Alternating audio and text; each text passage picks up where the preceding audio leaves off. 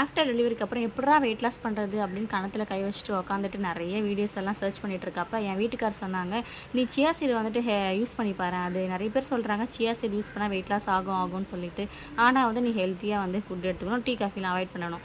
இது மாதிரி இருந்தீங்கன்னா நீ வெயிட் லாஸ் பண்ண முடியும்னு நினைக்கிறேன் அப்படின்னு சொன்னார். சரி, நானும் ஓடி போயிட்டு சூப்பர் மார்க்கெட்டில் வந்துட்டு சியா சீடு வாங்கிட்டு வந்துட்டு நான் கண்டிப்பாக ஒரு 30 டேஸ் விரதம் மாதிரி இருந்து நம்ம கண்டிப்பாக வெயிட் லாஸ் பண்ணணும் அப்படின்னு இருந்துட்டு நான் என்ன பண்ணேன்னா டெய்லியும் எடுத்துக்கிட்டாங்க சியா சீடை. நைட்டு வந்து ஒரு டேபிள் ஸ்பூன் எடுத்துப்பேன், ஊற வச்சுட்டேன்.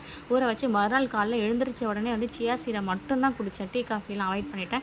ஏன்னா எனக்கு இது குடிக்கிறப்பவே வந்து பார்த்திங்கன்னா வயிறு ஃபுல்லாகிடும். அதுக்கப்புறம் எங்கே நான் டீ காஃபி குடிக்கிறது.